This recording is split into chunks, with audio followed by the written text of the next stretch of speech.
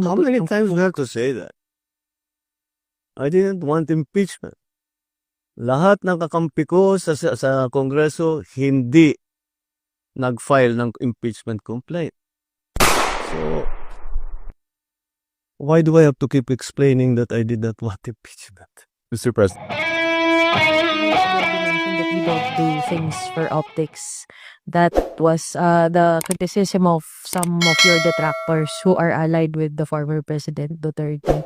And they also said that the resignations are not necessary and that they want you instead to resign. How do you want to respond to that?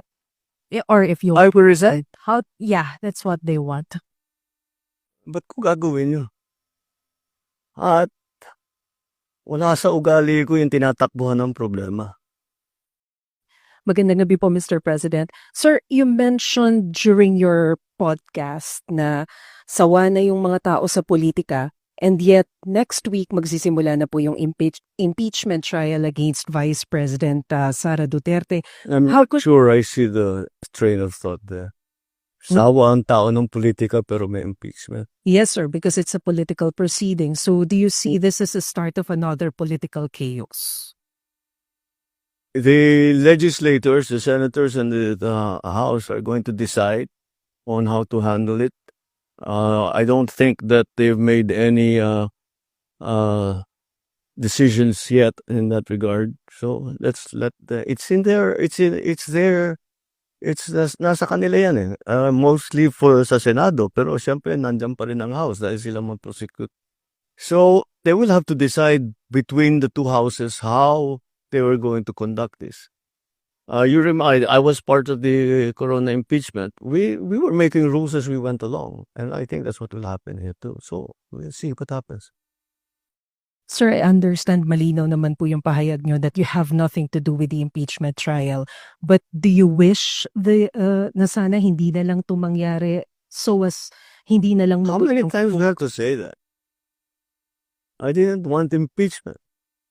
Lahat ng kakampi ko sa Kongreso hindi nag-file ng impeachment complaint. Yung mga nag-file ng impeachment complaint, hindi mo masasabing kaya kong utusan o pagsabihan na ito yung gagawin mo. So, why do I have to keep explaining that I did not want impeachment? Mr. President, again, this is in reference to your interview in the podcast where you said that you're open to reconciling with the Dutertes. And after you said that, certain conditions were floated. For example, Bongo said... No. That's not how reconciliation works. Okay. You don't put conditions to reconcile. If you're sincere, you want to reconcile, let's sit in front of you. Ano ba talaga problema? Paano nangyari ito? Tanggalin natin ang problema.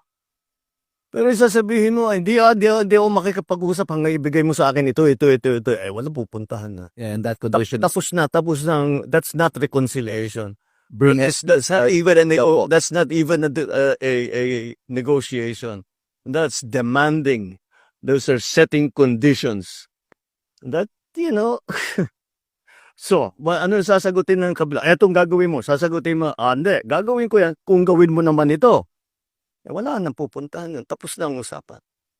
So, how far are you willing to go, Mr. President, to pursue this reconciliation? Put it this way. I don't know. What will come up? What's needed? Kaya ko bang gawin? Hindi ko kayang gawin. Hindi naman ganun. You cannot prejudge at I'm going to talk to them only this much. Hindi. Kailangan sinasabi ko nga bukas ka eh.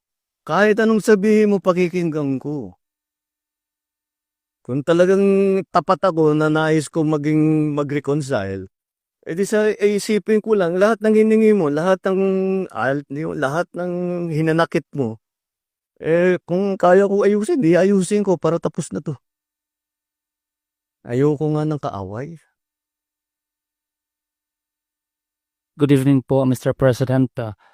Any update po doon sa effort ho ng pamahalaan na may abot ho sa lahat ng mga Pilipino yung 20 pesos kada kilong bigas at kamusta ho yung pagtanggap dito ng mga Pilipino, ng mga mamamayan po? Well, so hindi naman nakakagulat na siyempre tuwang-tuwa yung mga qualified na tumanggap kaya't tinutuloy-tuloy natin 'yan.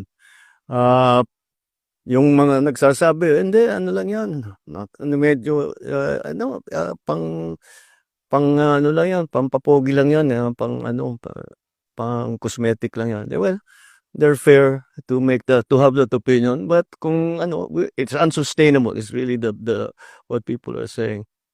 Watch me sustain it, and then we'll talk in May of 2028. Oh, natuloy ba o hindi? Yeah. We found a way. We found a way to do it. We found a way to do it. We could not do it before. Hindi kaya kasi hindi pa kaya ng sistema. Iba pa yung presyo ng bigas noon. Hindi pa tayo kaya yung mga bilateral na ginagawa namin, we're making deals with different countries para yung presyo mapako na hindi pa bago-bago. Kahit anong mangyari down the road, nagawa na ngayon natin. Wala tayong ganun noon eh. Ngayon meron na. Kaya't kaya na natin gawin yung 20 pesos. And other things that DA is able to sell rice, the prices come down. But at the same time, on the other side, tinitiyak natin na ang pagbili, ang presyo na pagbili sa farmers, magandang presyo naman para naman yung farmers natin, magandang kanilang hanap buhay. And the difference there, that's what the government is paying for. Sir, according to the latest Pulse Asia survey, your trust rating is significantly lower than that of Vice President Sara Duterte and former President Duterte. And the previous surveys also showed a pattern of decline in your ratings. Can we get a Wait, comment? what survey?